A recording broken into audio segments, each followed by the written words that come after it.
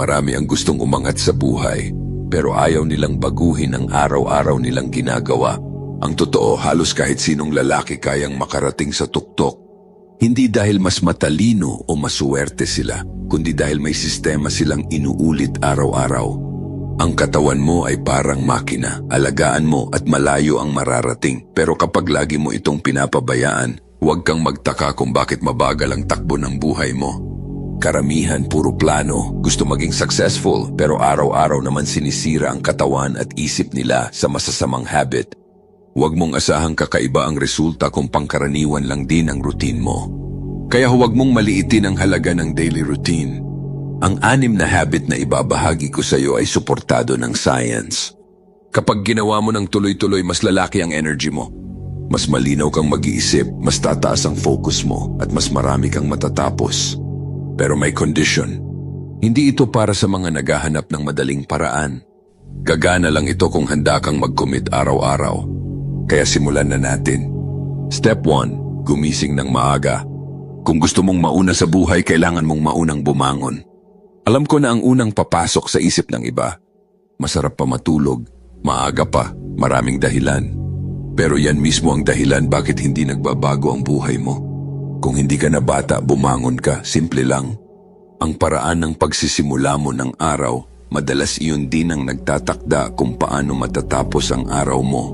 Kapag maaga kang bumangon, mas may kontrol ka sa oras mo, mas malinaw ang isip mo, mas handa kang gumawa ng mahahalagang desisyon. Hindi aksidente na karamihan sa mga successful na tao ay maagang nagsisimula ng araw. Hindi dahil may magic ang 5:00 ng umaga, kundi dahil nauuna silang kumilos habang ang iba patamad-tamad pa. Huwag ka magkamali sa pagkaintindi. Hindi ibig sabihin ito na kailangan mong gumising ng 5:00 o 6:00 para maging productive. Magkakaiba ang sitwasyon ng bawat tao. Pero isang bagay ang sigurado. Walang taong umangat sa buhay dahil mas pinili niyang manatili sa kama. Step 2. Matutong mag-fasting. Napansin mo ba, kapag sobrang busog ka, parang gusto mo na lang humiga. Tinatamad, inaantok, mabagal ang kumilos. Hindi aksidente iyon.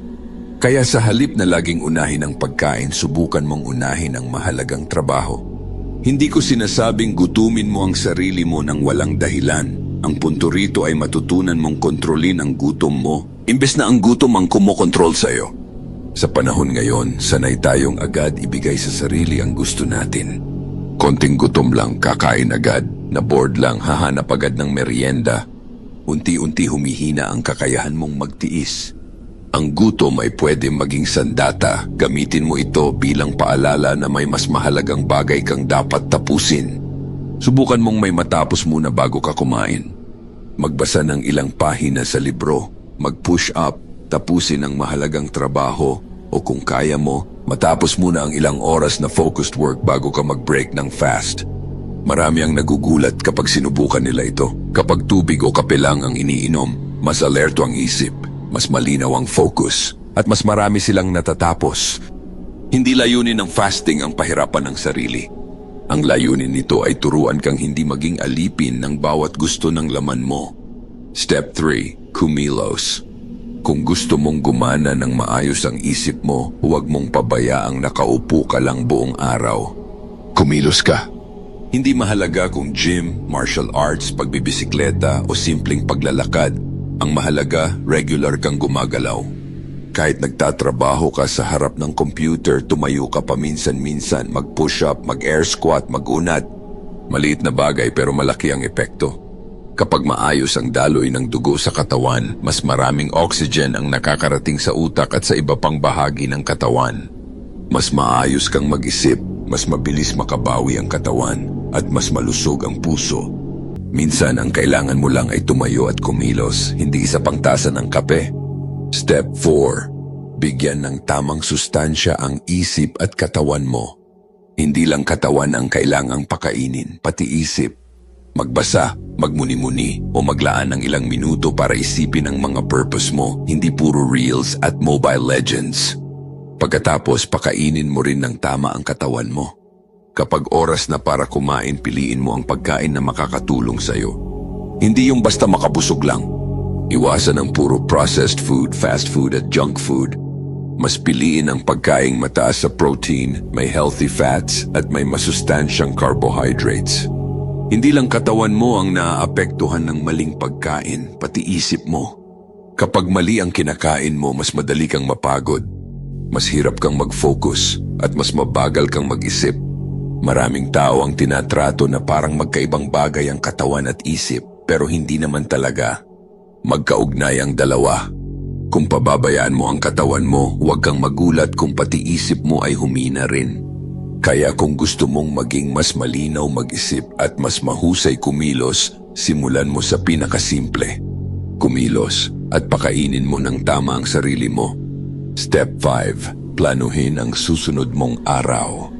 Maraming lalaki ang masipag. Ang problema, wala silang direksyon. Kaya kahit buong araw silang abala, pakiramdam nila wala pa rin silang naaabot.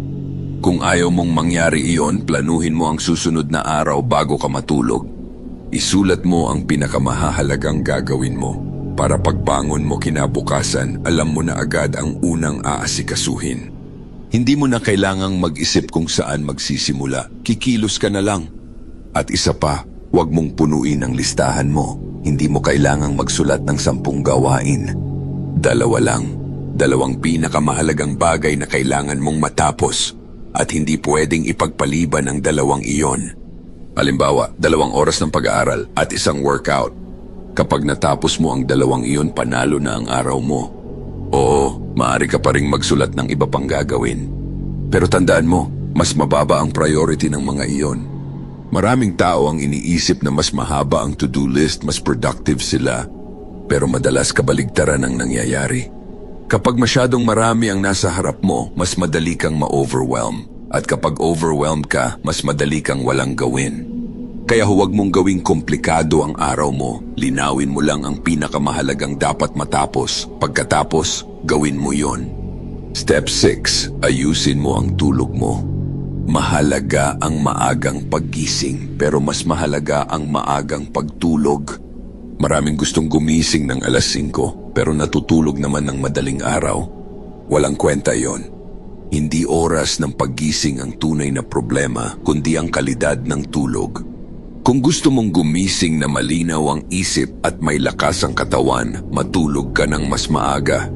May isang simpleng habit na malaking tulong dito. 1 oras bago matulog, patayin mo ang lahat ng screen, walang cellphone, walang social media. Sa halip, gamitin mo ang oras na iyon para isulat ang mga gagawin mo kinabukasan. Kapag nailabas mo na sa papel ang mga iniisip mo, mas madaling kumalma ang isip. Mas madali kang makakatulog at mas maganda ang kalidad ng pahinga mo. Pagkatapos mong magising, gawin mo rin ang parehong bagay. Sa unang 1 oras ng umaga, huwag mo munang buksan ang phone mo. Sa oras na iyon, pinakamalinaw mag-isip ang utak mo. Gamitin mo ang oras na iyon para mag-isip, magpasalamat sa Diyos, magdasal at gawin ang mga bagay na talagang mahalaga. Sayang ang unang oras ng araw kung ibibigay mo agad ito sa social media. Huwag mong hayaan na ang cellphone ang magdikta kung paano magsisimula ang araw mo. Ikaw ang dapat may control.